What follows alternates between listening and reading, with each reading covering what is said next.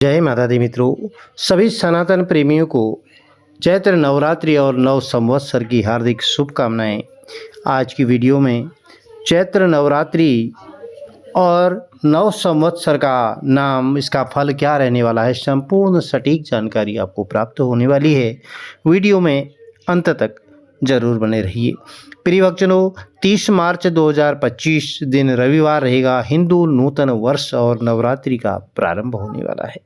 चैत्र शुक्ल पक्ष प्रतिपदा को हिंदू नववर्ष मनाया जाता है और इस नूतन वर्ष पर माँ देवी भगवती गज पर सवार होकर के पृथ्वी लोक पर विचरण करेंगी और गज पर ही सवार होकर के प्रस्थान करेंगी। प्रिय भक्तजनों, नवरात्रि पर अनेक शुभ योग बन रहे हैं। शुक्र और चंद्रमा की युति से कलात्मक योग, सर्वार्थ सिद्धि योग और इंद्र योग होने से नवरात्रि अत्यंत शुभ फल प्रदान करने वाली रहेगी।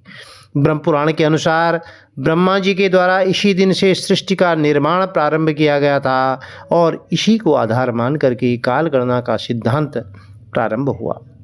हिंदू रीति रिवाज एवं पर्वों का कोई न कोई वैज्ञानिक प्रयोजन अवश्य होता है, वैज्ञानिक कारण अवश्य होता है। चैत्र माह में नव संवत्सर मनाने का ध्येय यह रहता है कि इस समय प्रकृति का नव निर्माण प्रारंभ होता है। पतझड़ समाप्त होकर के बसंत ऋतु के आगमन से प्रकृति हरी भरी हो जाती है। चारों ओर हरियाली और सुंदर पुष्प खिले हुए देखने को मिलते हैं और इसी के अतिरिक्त नववर्ष से प्रकृति और धरती का एक चक्र पूर्ण हो जाता है।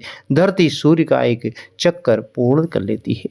तो प्रिय भक्तजनों, वर्ष 2025 और संवत 2082, इस संवत्सर का नाम सिद्धार्थी नाम संवत्सर रहेगा। सूर्यदेव राजा हैं और सूर्यदेव ही मंत्री भी हैं। तो ग्रहों के राजा नवग्रहों में सबसे बड़े सूर्यदेव होते हैं।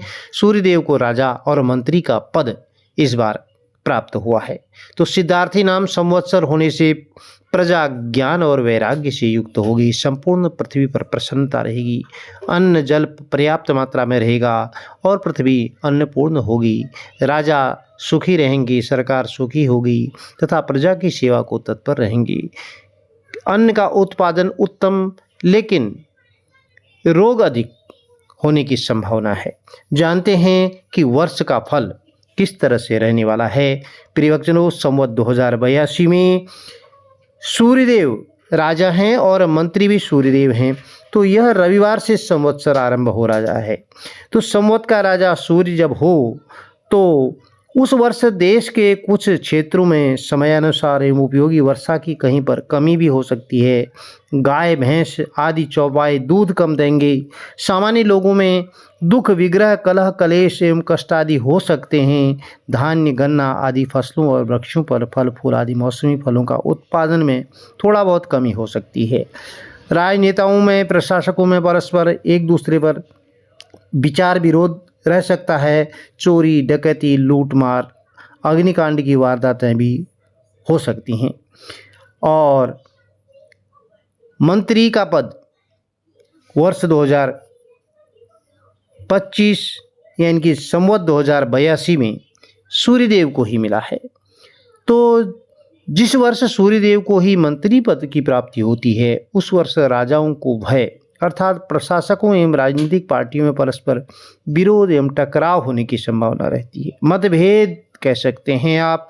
पृथ्वी पर धन धान्य सुख साधनों का प्रसार अधिक बढ़ेगा, लेकिन साथ के साथ कठोर सरकारी नीतियों, गतिविधियों, चोर लुटेरों के कारण प्रजा में भय, विक्षोभ और असंतोष भी हो सकता है। क्लिष्ट एवं पेचीदा लोगों के आधिक्य से जनता में अराजकता हो सकती है, तो असंतोष हो सकता है। पेयजल है, गुड़, दूध, तेल, ईख, फल, सब्जियां, चीनी इत्यादि रसदार वस्तुओं की कमी और तेजी हो सकती है। अन्य जनोपयोगी वस्तुओं के मूल्यों में भी तेजी हो सकती है। प्रिय भक्तजनों, अन्य ग्रहों के पदभार राजा, मंत्री, सूर्यदेव और एक ही ग्रह सूर्यदेव को तो राजा और मंत्री पद एक ही ग्रह को मिला है। तो इस वर्ष राजा और मंत्री दोनों जो पद हैं वो सूर्यदेव के पास ही हैं। जिस वर्ष राजा और मंत्री के पद एक ही ग्रह के पास होते हैं तो उस वर्ष विभिन्न देशों के राजनेता निरंकुश और स्वार्थपूर्ण मनमाना आचरण करने की संभावना दिखाई देती है। भूकंप, अग्निकांड, बाढ़ आदि प्रकोप, प्राकृतिक सांप्रदायिक हिंसाएं हो सकती हैं। कहीं वर्षा में कमी और जलवायु में उष्णता यानी कि गर्मी अधिक हो सकती है। लोगों में क्रोध, आवेश के कारण हिंसक घटनाएं हो सकती हैं। सत्तारूढ़ नेताओं एवं विपक्षी नेताओं के मध्य टकराव, आरोप प्रत्यारोप अधिक हो सकते हैं। अनाज, फल, सब्जियां, धान्य आदि की पैदावार कम और अनाज आदि में तेजी के कारण व्यापारी लोग अच्छा मुनाफा कमा सकते हैं। सशेष तथा निरशेष के स्वामी बुधदेव रहेंगे। मेघेश का पदभार भी सूर्यदेव को प्राप्त है। दानव गुरु शुक्राचार्य को रसेश का कार्यभार, धनेश का दायित्व मंगल देव को प्राप्त हुआ है।